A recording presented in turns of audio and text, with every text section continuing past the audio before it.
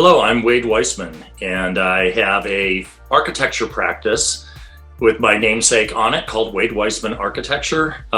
We are a full-service architectural firm specializing mostly in residential work. And when I say residential work, I mean custom residential work. So homes for people that are looking to build their dream house or essentially renovate and enhance their lifestyle. Those are the kinds of projects that we specialize in. Our firm has been very fortunate in that it gained a reputation at doing very good sort of traditionally oriented architecture. And what I mean by that is it takes on a lot of different flavors, very sort of romantic, more romantic, I think, in style.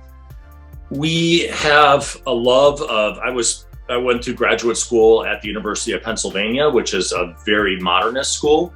So I feel like I've got kind of an interesting background. I sort of grew up around a lot of historic architecture and really kind of fell in love with it. In particular, the architecture in Milwaukee, where I was raised, is not a super highbrow architecture. It is very utilitarian, but well crafted. So, you had a lot of, immigrant, craftspeople that settled there, German, Irish, Poles, and they brought a lot of their building crafts with them from Europe. And so the craftsmanship was exceptional. And from a design perspective, the German architecture can have a lot of woodwork, a lot of carvings, very heavy. So I personally kind of love the fact that I have this background in this sort of more utilitarian architecture, which I think is abstract enough that it almost has kind of this quasi-modern sort of quality, big, bold spaces, big, bold, openings for lots of light, high ceilings, so that, big, work could be accomplished, factories, warehouses, large sort of, buildings. And I think to watch those buildings kind of reincarnate themselves, after the sort of Rust Belt years in the 70s and early 80s, has been kind of a really exciting thing. It was a really wonderful environment to go to school in. I did my undergraduate work at the University of Wisconsin in Milwaukee. And so we kind of used the city as our laboratory, so to speak. And it was a really wonderful place to actually study architecture because, there was this sort of, urban renewal movements in the 50s with the freeway construction and ripping through giant tracts of the city and then leaving them kind of abandoned and empty and, without any buildings on them. And, so there were all these sort of exercises that we did in the classroom where we would try to weave the city back together again through these, large sort of corridors that were cleared for construction and then never built.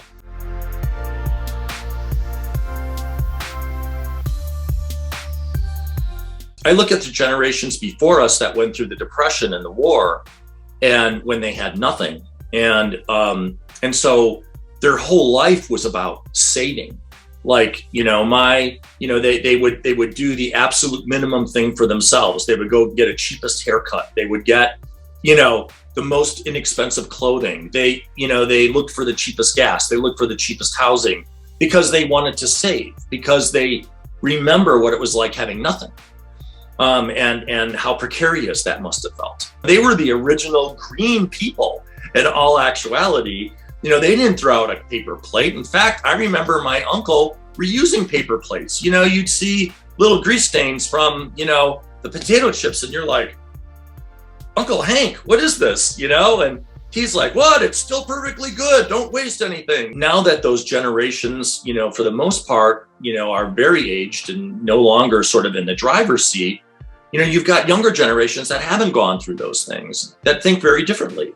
They think in terms of like, having, good experiences. They want to travel to places. They want to experience great culinary. They want to experience, thrill sports. They want more. And so we're kind of retooling a whole new generation with buildings that are based on a completely different set of ideals. the architecture that we built back then responded to the needs of those things at the time. And then they changed and the garage became the most important, right? And so everybody like, oh, I need a 4-car garage. I need a 5-car garage. I need a giant basement. So I got tons of storage for all the stuff that I buy at the big box stores.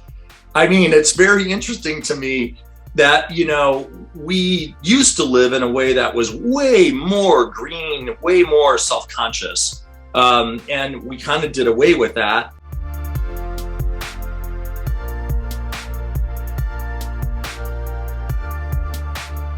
I think the younger generations in particular are much more conscientious about being green, about not being wasteful, about adaptive reuse. Even if that adaptive reuse comes at a premium, I think it's just, you know, a consciousness. We just got done doing a residence on a farm in Southern California, and you know, it's a sustainable enterprise, and you know, there's this, you know, sort of amazing sort of, you know, there's all these sort of amazing surprises that were sort of coming up along the way, you know, as this, you know, farm was beginning to identify itself. And it was, you know, it was a really interesting, it was really interesting to be a part of that along the journey of the design project that we were working on. So like, I feel like there are, you know, pioneers that are sort of, you know, really rising to the call and looking for opportunities to, you know, live a healthy, fully sustainable life. And they're willing to make changes in their habits in order to make those things really come to life. So, you know, they're re-educating themselves, they're educating their children, you know, they're sharing, you know, the lessons that they're learning along the way. And I feel like we've had a number of projects in the Midwest where people have come to us saying, hey, I really want to do a family farm. We would like to make it our retreat compound. So it's no longer, you know, the sort of quintessential, you know, mountain resort, lake house, you know, that kind of thing strictly. It's also, you know, the family farm kind of being reimagined. And I love that. I think that's, you know, for me, that gets into the essence of what I love about architecture, which is that utility, you know, the idea of a summer kitchen again, and harvesting your own produce and canning and preparing for the off seasons. You know, those and the environment that you create for that, you know, there is certainly a romance and there's a precedent of it historically. But to get a chance to do it today, it's really kind of interesting because technology does allow us to sort of take it one more step further. And that's really interesting. It's kind of fun to be a part of that.